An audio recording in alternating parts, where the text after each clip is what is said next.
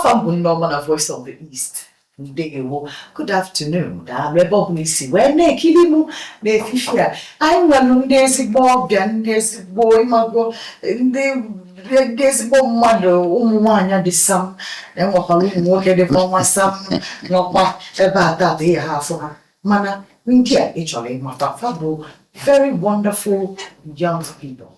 Nigeria and the manine panya no budanye what the kanya the lack of young people that are innovative manemano and no Onitsha banyika this talent sisi we na afata and mana batagi na the voice of the East once again come lo tapala gina famu bonoma and ndai mwelo na banyi tata bo ndi Onitsha Business Hangout. Fasi all the way from Onitsha, where the voice of the East today. Kafa we kawatalani all about the Onitsha Business Hangout. Ninkem.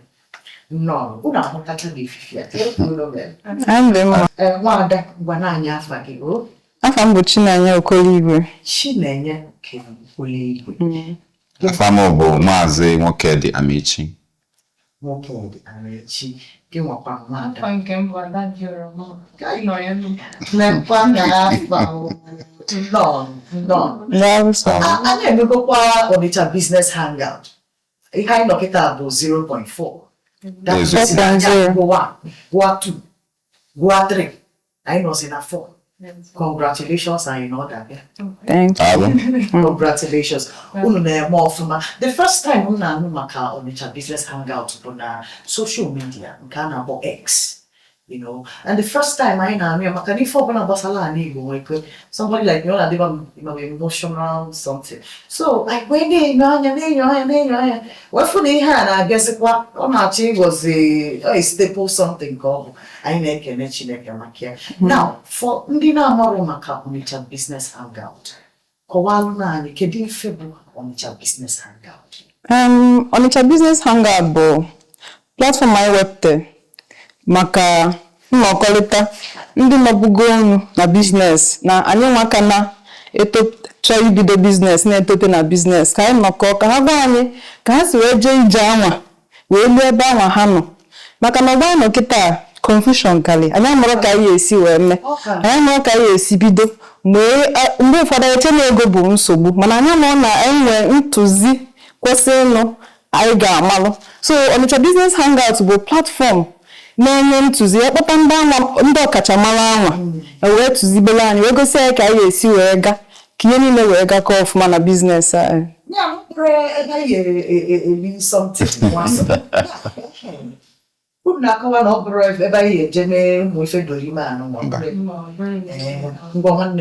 Ịma na ndị be anyị na-esi na ọ bụrụ na nne ewu na-ata agbara nwunye na-enye ya n'ọnụ ọ nwere ọtụtụ ajụjụ ma ọ bụ nkụzi na-agbagoju ọtụtụ n'ime anyị anya ka anyị na-eto maka ama ma mgbe m pere mpe ana m anụ Ogbuawa special parts ntonyitezi afọ ozi m Ogbuawa afụkọzi spare parts o nwegasị afịa na-azụbu ma ọ bụ ndị mmabụ mgbe m na-etonyite mana ugbu a nọọsụ mana ụmụ ọtụtụ ajụjụ anyị kwesịrị ịjụ gbasalụ ka esi azụ afịa na be anyị ebe bụ ndị be anyị bụ ndị na-azụ afịa. Onitsha Business Hangout na-eweta ọgbakọ ebe ndị mmadụ ga-abịa jụọ ya bụ ajụjụ mmụtakwa ihe n'aka ndị tọrọ anya atọ dịka na nke gara aga bụ ji onyonyo abịa wee tọrọ anyị ka o si wee budo ma mgbe a nụsịrị agha ka o si wee yes ọ kọrọ anyị ka o si wee budo ego ole ji n'akpa mgbe o budo ebe o ji ewetara ego na ihe niile o megasị wee bụrụ onye ọ bụ n'ụbọchị nke taata ọnya ka anyị nechara wee sị mba na anyị ga-ehube ya na-eme ya ka ndị be anyị nwee ike na-amụta onye na-amarọ akụziri ya ọ ya bịa na ji emebe Onitsha Business Hangout. Ana m ekene unu rinne maka etu ọlụ si wee tinye ndị ntorobịa na plan unu. Ọ na-ekiri sense maka na ikiri obodo a kịta asị onye na-eto eto iche baka na ụlọ igwe wee ike wee Tabe eziokwu. Before I be very emotional. So if I don't know about I ma choka me see we buye ya makana am a lot of young people na check if I see we dey preach yes. Igbo na afia. So can you find a expect mutana this 0.4 Onitsha Business Hangout. Makana am no otutu ifunu padubego. Maybe you know kowala and can be friend I may expect for my gang this year. Okay. They can kind of last year. I mean last year define succession. They can one in case. No longer in no give them a business inka. You lose 10 years, 20 years, man them a years. When I find last year. But this year, topic I debate this year thriving for tomorrow. And sustainability for business strategies. Before when define succession, as in before when in how many years can business had go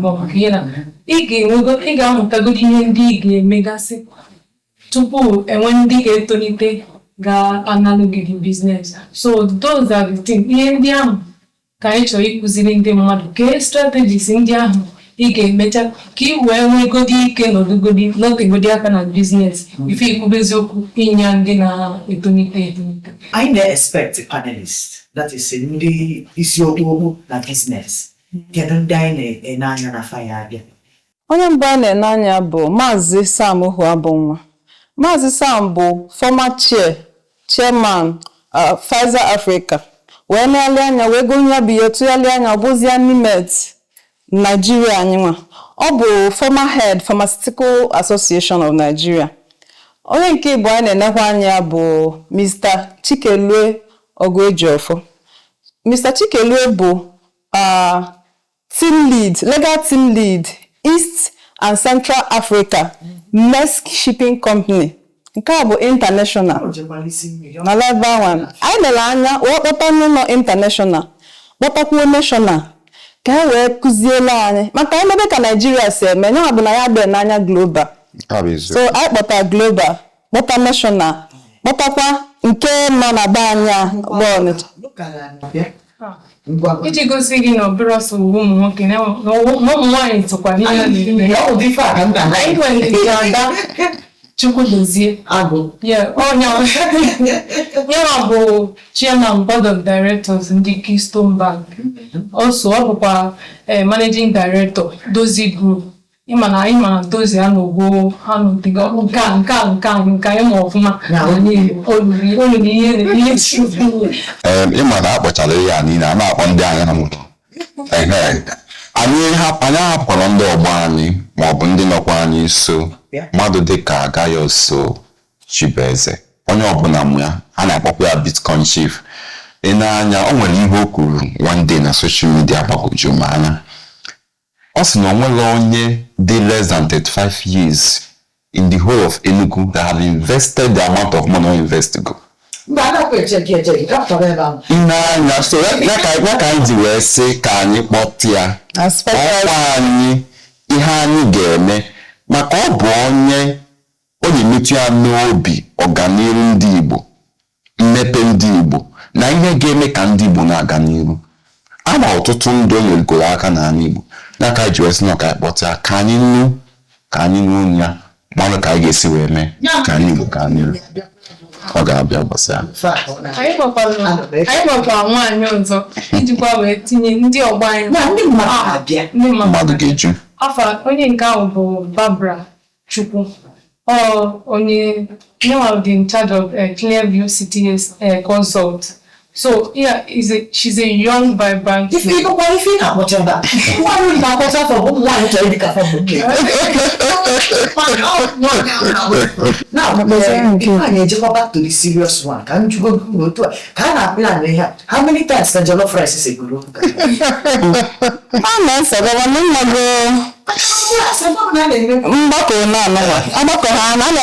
jollof rice. Jollof rice.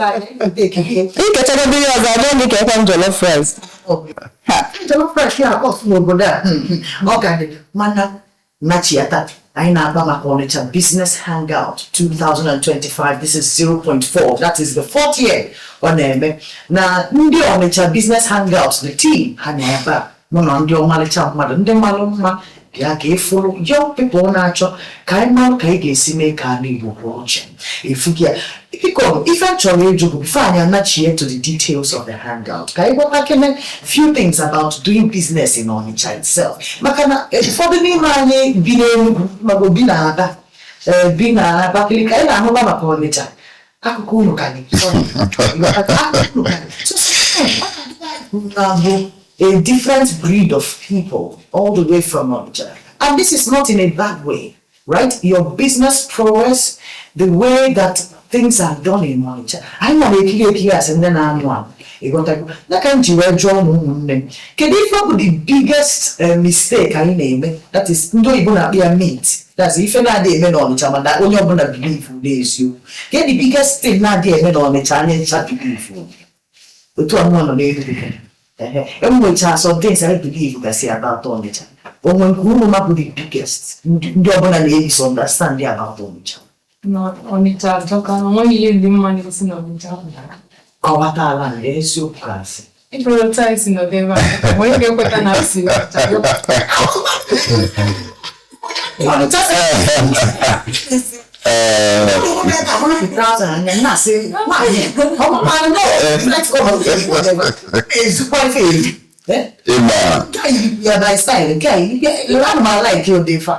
ihe m ga-etinye ọnụ n'ihe na-ekwu bụ na ọtụtụ ndị na-eche na ịbịa Onitsha na mafụrụ ndị gụrụ akwụkwọ maọbụ ndị ga mahadum maọbụ ndị jikwa pen ede ihe. Mana ịbata n'ime afọ ifekwa na ọnwekwa ndị bụ graduate, ndị makwa asụ makwa ede. Mana ịmarụgo na ihe abụọ kwa ahụ na anyị n'aka na anyị ga-agba mbọ ka ama anyị hapụ isi. Ọtụtụ n'ime anyị bụ ndị bụrụ azụmahịa nna anyị fa ka anyị nwabịa were nọchizi anya nna anyị. Mana ịbịa Onitsha, ị ga-afụ ndị ma akwụkwọ, fụ ndị gụrụ akwụkwọ, fụ ndị eji aga mba, fụkwa ndị mara ife. Na Onitsha abụrụ be ndị agha mba. Ịbịa Onitsha, ị ga-afụ ndị isi dị mma. Ihe ọbụla ị chọrọ na Onitsha dị na Onitsha. Ka ndị bi otu a. Maka na ọ bụ anyị ka anyị nọ. Anyị adịghị eme ife n'ebe. Ya marụ, ụdị ike unu na-akpa ebe ahụ, skuulu dị n'ife unu na-ebe. Now, ife ọzọ m chọrọ ịjụ bụ Onitsha Business Hangout. Anyị feel it only the government support or attention. Enyemaka ọbụla gọọmenti chọrọ inye anyị ga-anabata ya. Dịka na anyị nwere ndị mụtagoro ihe n'aka Onitsha Business School. Ha na-achọkwa ego ha ga-eji wee malite zoba afịa maọbụ banye into one business. Ọ bụ na gọọmenti ga-abịa ọbụgodu nọ ka anyị fa subsidy maọbụ ka anyị fa any grant, anyị nwa dị open. Maka na anyị ga-eti aka n'obi wee sị na anyị ji afa jiri business mara ebe ndị na-azụ afịa na Onitsha bi. Anyị nwe ebe ha bi. Ọ bụ na gọọmenti chọrọ ịbịa ka anyị na-afa nọkọ na anyị dị open. Ọ ihe ọma ka anyị na-aka. Anyị na-ekwu maka ọganihu ndị Igbo. Ọganihu ndị Igbo, ya ka anyị na-ekwu na Onitsha Business Hangout. Ebe ị ga-amụta ife na-amahụ gbasara business. Maka na ife mmadụ amarọ ka ịmakwarụ ibe ga-akụziere ebe ọ bụ na ị nọ n'ala Igbo, eburu young person na-etolite. Biko, ịnewara anya ịfụ na the workforce na Nigeria nwesịrị ka ọ dị, labor industry anyị o nwere na ka ele. So if you are also or carry money in Onitsha, not on Anambra, you want also the Onitsha Business Hangout, Makali, if you did. Woman, because some fun things again in a hangout. Makali, Managan, I make a meeting no one, even people 1 or 2. And now they are what you found and when you entertaining things, I may expect.